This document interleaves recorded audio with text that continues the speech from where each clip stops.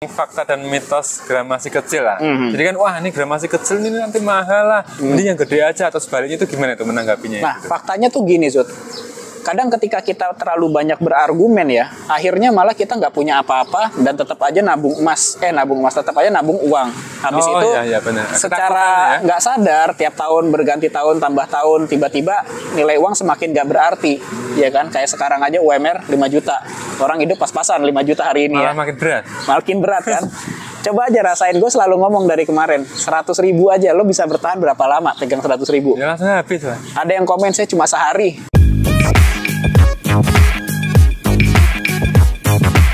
Halo Movitners, dimanapun berada, jumpa lagi bersama aku Zudi dan Mas Henry Pratomo.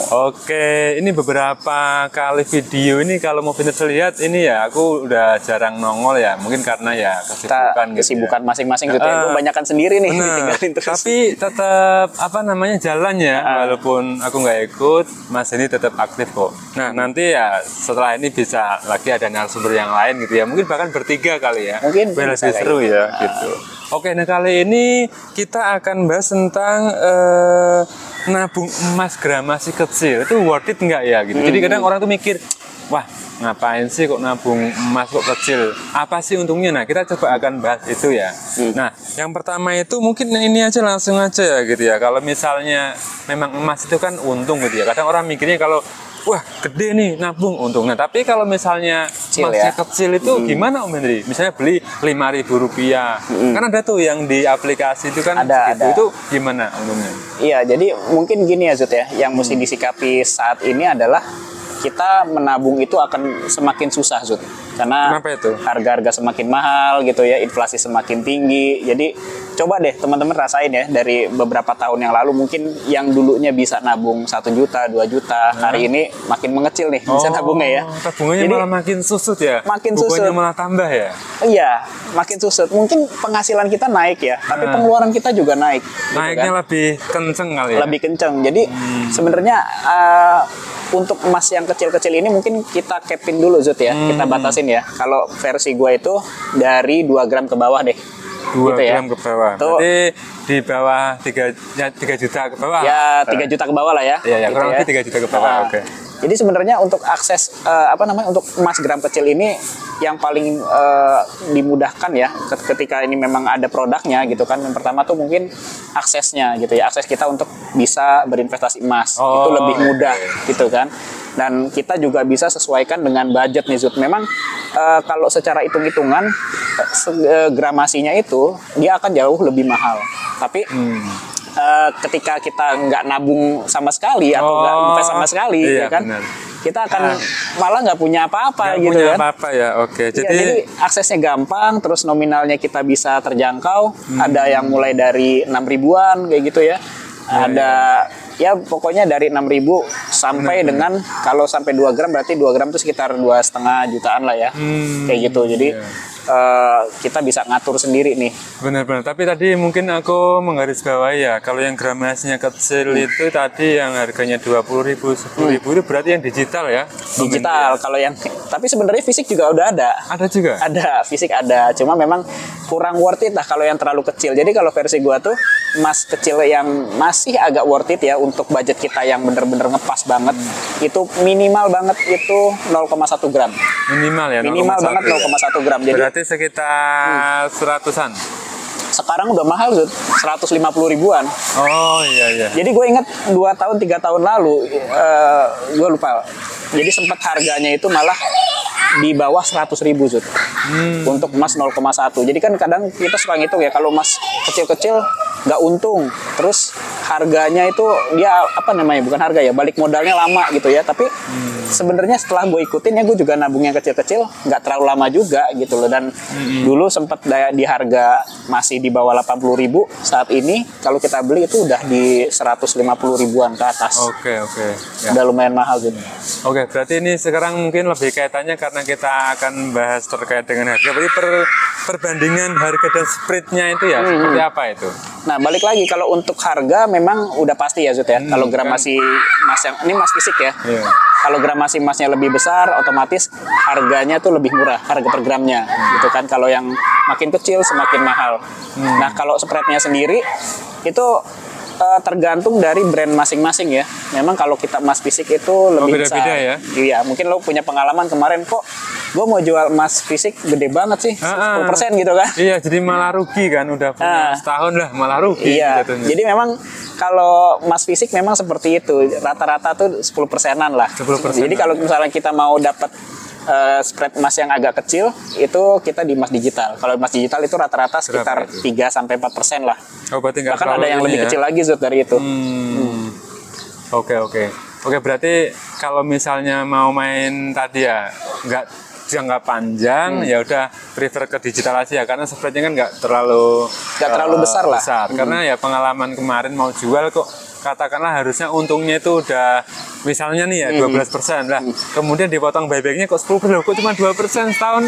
Wah, kalau 2% setahun ya kecil gitu sih. Itu pun gue boleh ngomong Zut, itu pun berlaku untuk yang kita yang orang awam ya. Kalau kita orang awam kan kita ya udah jual kemana nih, ke toko ya kan. Ke toko, ya ke toko pasti harganya habis gitu. Jadi kalau gue saran sih jangan ke toko ya jualnya. Jadi kita punya apa namanya ya, kalau gue selalu jual di komunitas gitu ya. Komunitas ada ya? Ada. Jadi kalau di komunitas itu kita jualnya harga konsumen Zut, harga konsumen tapi kayak turun sedikit lah dari harga toko gitu, lebih murah gitu loh. Oke. Nah, ini mungkin tambahan baru ya bagi Movitners, kalau mau jual emas fisik perhiasan daripada ke toko mending ke komunitas ya? Bukan, logam mulia. Kalau perhiasan beda Zut. Beda-beda. Logam mulia. Logam mulia. Nah, gimana selisihnya misalnya kan tadi kita ngomongin harga dan spreadnya gitu ya. Kalau ke komunitas itu seperti apa? Kalau di komunitas itu rata-rata harganya bisa jauh lebih murah Zut dibandingkan dengan kita jual di toko ya.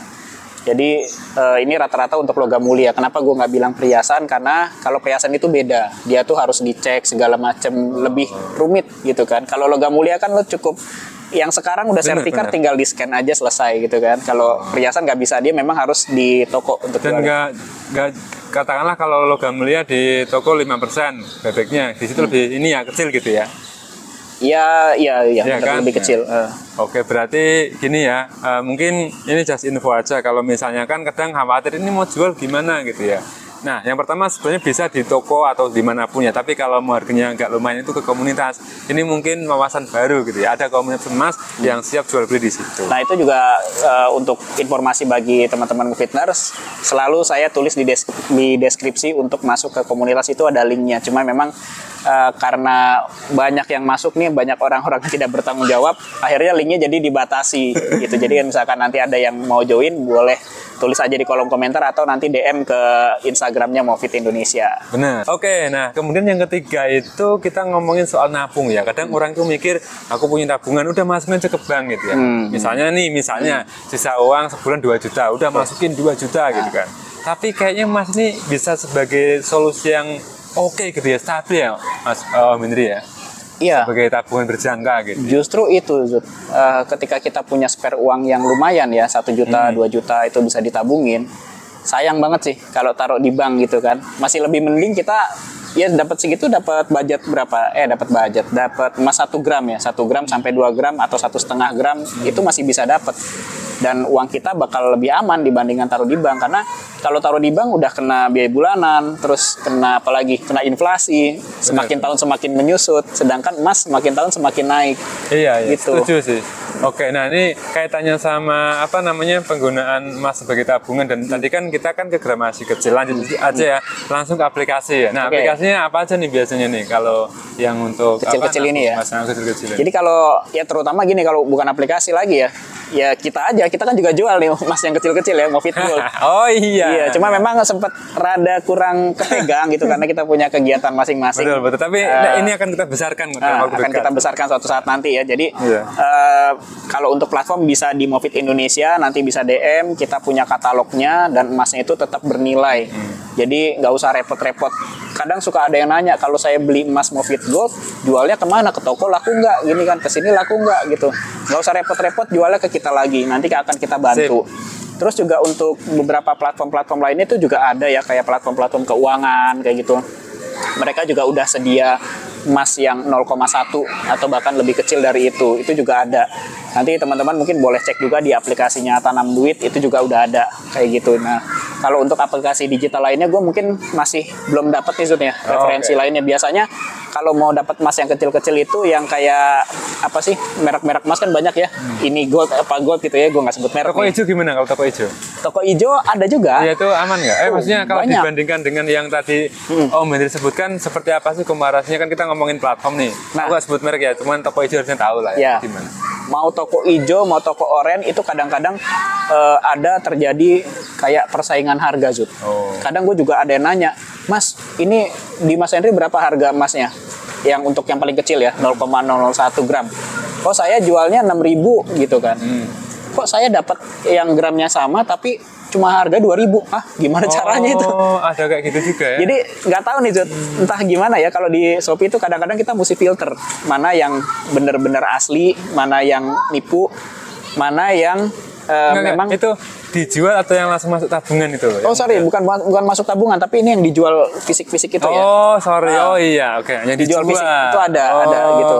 Nah, jadi setelah gue telusuri, ternyata kenapa dia bisa murah, kadarnya itu lebih rendah gitu loh. Jadi kayak misalkan kadar gramasinya. Yang emas kita kan Movit Gold 93 kali gitu kan. Ini mungkin cuma di bawah 93 kali gitu loh. Atau kadarnya malah setengahnya 50%. Kayak gitu. Nah, itu yang terjadi. Nah, tapi kalau misalkan kita kayak beli secara digital, itu yang ada di toko hijau, di toko Shopee, itu biasanya mereka sudah kerjasama dengan beberapa mas digital ya. Dan itu bisa dicek keamanannya, terus legalitasnya seperti apa. Biasanya mereka menuliskan tuh powered by siapa gitu. Itu aman-aman aja. Sudah clear ya? Clear. Nah, kemudian mungkin yang nextnya adalah tentang fakta dan mitos gramasi kecil lah. Jadi kan, wah ini gramasi kecil ini nanti mahal lah. Ini yang gede aja, atau sebaliknya itu gimana itu menanggapinya? Nah, faktanya tuh gini Zut, kadang ketika kita terlalu banyak berargumen ya, akhirnya malah kita nggak punya apa-apa dan tetap aja nabung emas, tetap aja nabung uang. Habis itu benar. Secara nggak sadar tiap tahun berganti tahun, tambah tahun, tiba-tiba nilai uang semakin nggak berarti, ya kan? Kayak sekarang aja UMR 5 juta, orang hidup pas-pasan 5 juta hari ini. Makin berat kan? Coba aja rasain, gue selalu ngomong dari kemarin, 100.000 aja, lo bisa bertahan berapa lama pegang 100.000? Ya langsung habis lah. Ada yang komen saya cuma sehari, ada yang komen saya cuma hitungan jam. Itu jadi memang seperti itu, tapi yang mesti kita jaga adalah kita bertarung nih melawan inflasi. Jadi menurut gue ya, dengan era seperti ini, meskipun kita hanya mampu beli emas yang kecil-kecil ya, 0,1 gram, 0,2, 1 gram, 2 gram itu nggak ada masalah. Itu malah bagus. Yang penting kita tetap bisa menjaga harta kita yang sudah kita kumpulkan nih, jangan sampai menyusut. Karena emas kecil-kecil seperti ini pun kayak gue punya 0,1 ya, itu jalan 2 tahun, 3 tahun itu naik juga Zut, meskipun nggak terlalu banyak gitu ya. Gue inget banget jual dari di bawah 80.000 sampai hari ini sudah 150.000 harganya, dan kalau di buyback juga masih untung kayak gitu. Jadi nggak ada masalah. Meskipun dia gramasinya secara harga itu jadi mahal, tapi itu masih lebih baik dibandingkan kita nggak mulai investasi emas. Oke. Nah, berarti itu tadi sih yang menjadi takeaway di sini adalah ya udah, yang penting nabung aja daripada takut nanti, karena inflasi itu lebih bahaya, kecil besar daripada nggak memulai. Ya kecil 0,05, 0,01 apapun itu yang fitness mampu. Saran kita ya coba aja lah, nggak usah perlu takut. Apalagi tadi kalau misalnya takutnya nanti uangnya hilang, ya itu kan ya gimana nih kalau misalnya kan sore ini mungkin ada aplikasi warna biru gitu ya, kemarin itu sempat ada uangnya hilang kena hack gitu ya. Nah itu gimana kalau emas yang katakanlah di toko hijau atau yang lainnya itu? Ini versinya digital ya, kalau yang bisa kena hack ya. Sorry, ini versi digital aja biar lebih mudah. Jadi kalau digital itu memang ada salah satu permasalahan seperti itu Zut. Pertama bisa kena hack, kedua kalau misalkan kita negara terjadi chaos, perang gitu ya, hilang tuh, karena itu kan teknologi ya, internet kita nggak tahu kemana gitu. Ya itu salah satu kejadian-kejadian besar lah. Kayak gitu. Jadi tapi kalau tanpa kejadian besar seperti itu masih bisa ya? Aman sih. Karena kan mereka perusahaan itu di situ sudah ada lisensinya segala macam ya, udah ada kontrol dari pemerintah, setidaknya itu masih bisa mengamankan lah. Cuma kalau kita mau hati-hati atau mau lebih jaga-jaga gitu ya, menurut gua kombinasikan aja. Jadi versi masing-masing nih Zut. Kalau gue pribadi kan gue akan lebih banyak di fisik dibanding digital. Tapi gue punya digital. Oh, perbandingannya ini ya. Berapa persen nih kira-kira nih? Kayak misalkan gue selalu bilang kalau gue punya 50 gram di emas digital gue paling 5 gram. Oh, gitu 10% namanya. 10%. Nanti kalau seandainya sudah udah menurut gue udah cukup, gue pengen tarik, gue cetak aja gitu.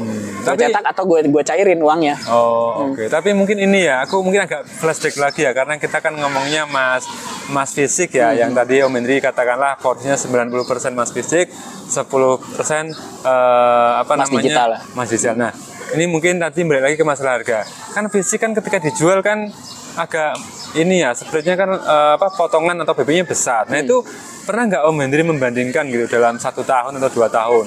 Misalnya dulu beli emas harganya 1 juta. Terus kalau di buyback itu karena di toko ya fisik misalnya dapatnya cuma 900.000. Padahal harusnya kan kalau dipikir-pikir loh, aku harusnya kan 1.100.000 nih loh, kok malah cuma 1% aja gitu. Gimana? Ya itu pernah kejadian sih, dan itu konsekuensi itu. Artinya gini, ketika kita mau jual emas itu kan ada 2 hal ya. Biasanya karena nilainya sudah naik atau BU. Oh gitu. Kalau BU kita nggak punya pilihan nih mau ngejual kemana gitu kan. Akhirnya ya udahlah dengan pasrah ke toko. Tapi kalau nggak BU kita masih bisa jual di komunitas, jual ke temen. Misalkan gue jual ke lo nih harga pasaran 1,3, Cut sama gue aja deh 1,1, lu mau nggak gitu kan? Oh, gitu. Pasti lo ambil dong, gitu kan? Pasti ambil. Karena kalau misalkan gue buyback, gue 900.000 kan. Oh, iya. Mending gue jual ke lo 1,1. Masih ada untung dikit. Masih ada untung. Oh, oke. Modelnya sih seperti itu. Berarti ya itu tadi ya, kembali lagi kalau biasanya butuh itu ya tergantung. Itu udah nggak bisa. Makanya kalau punya emas sih sebenarnya kita harus hati-hati nih. Maksudnya jangan sampai gue butuh nih, jangan sampai BU. Kalau BU ya udah. Mau gimana lagi? Mau gitu gimana lagi? Oke. Next, berarti ini mungkin agak ini ya, jadi banyak pertanyaan bagi orang yang mungkin nggak rapi dalam hal dokumentasi penyimpanan. Nah, kalau tadi kan Mas Visi kan belinya kecil terus banyak gitu, itu gimana nyimpannya yang aman ya? Kan kecil-kecil gitu kan, itu seperti apa? Iya, kalau gue sih masih kecil-kecil kayak gitu, pasti pakai ini aja, pakai apa namanya, kartu emas ya. tempat kartu emas gitu ya, tempat kartu emas itu simple, gue taruh di lemari. Tapi ketika emas fisiknya semakin banyak ya beli ini aja, berangkas kecil. Berangkas kecil langsung bisa kita simpen di rumah ya. Cuma nanti kalau gitu ya, ada berapa sih, nggak sampai 1 juta lah harganya, masih 400.000 juga dapat, bisa. Masih masih simpen sendiri di rumah. Tapi kalau gramasinya sudah semakin besar, kayak udah mencapai 1 kilo 2 kilo, saran gue jangan simpen di rumah. Di mana? Simpen di safe deposit boxnya di bank aja, SDB ya. Berarti kalau nyimpen di situ kena cas lagi dong? Iya, kena cas, tapi kan kita aman Zut, gitu kan, daripada sok simpen di rumah terus hilang, atau misalkan terjadi kebakaran di rumah atau apa gitu, nggak ada perlindungan sama sekali, emasnya hancur gitu kan. Iya. Jadi masih lebih baik kita simpan di bank. Oke. Karena kalau emasnya gramasinya gede, itu ongkos kita untuk sewa aja itu udah ketutup Zut. Sebenarnya kita nggak rugi sama sekali. Ongkosnya udah ketutup ya? Ketutup banget. Karena gramasinya gede. Ya, itu yang sebenarnya menjadi pertanyaanku juga sih, gimana caranya kalau emasnya banyak, kecil-kecil atau yang besar gitu. Berarti oke lah, udah dijawab sama Om Hendri. Yang terakhir mungkin ini pertanyaan yang cukup sering ditanyakan mungkin ya sama orang awam. Kapan waktu yang tepat untuk membeli emas dengan gramasi kecil? Nah itu, gimana tuh belinya tuh? Yang tepat ya? Yang tepat ya, ini spesifik untuk gramasi kecil ya? Gramasi kecil aja. Kalau menurut gue gini, yang tepat untuk spesifik gramasi kecil ketika kita masih punya uang sisa gitu ya, uang terakhir lah ibaratnya ya. Jadi kan kalau kita dapat penghasilan atau dapat gaji kan biasanya nabung harusnya di depan ya. Di depan. Nabung di depan. Nah kadang-kadang mau akhir bulan gitu masih sisa tuh barang 100.000, 200.000 gitu kan. Nah daripada itu nggak kepake atau kita habiskan begitu aja ya, mendingan itu kita beliin aja emas gramasi kecil, boleh emas yang di digital atau emas fisik kayak gitu. Jadi sisa-sisaan itu jadiin aja, langsung jadiin ke emas gitu. Kalau selain dengan gramasi yang itu, waktu yang tepat ya pastinya kalau kita uangnya ada. Jadi ketika dapat bonus, dapat rezeki, langsung beliin aja, udah amanin gitu ya. Oke. Itu mau benar. Jadi sebenarnya memang kesimpulannya memang kita harus segera memulai gitu ya. Iya. Memulai apa? Membeli emas atau menabung emas. Karena apa? Ya nggak ada alasan. Uang harganya ada yang cuma 5.000 kok. Kenapa Ada. kita nggak coba gitu kan, banyak aplikasi. Oke. Jadi mungkin ini ya pembahasan kita di saat ini terkait gramasi kecil. Nah, kalau misalnya ada pembahasan yang lain silakan ya. Ada yang mau ketik di tanya-tanya kolom atau komentar, ada ya. materi yang ingin dibahas, silakan tulis di kolom komentar, nanti kita akan bahas lagi. Oke, jangan lupa subscribe ya channel Mufid Indonesia, tempatnya untuk Cari ilmu. cari ilmu. Dadah. Thank you.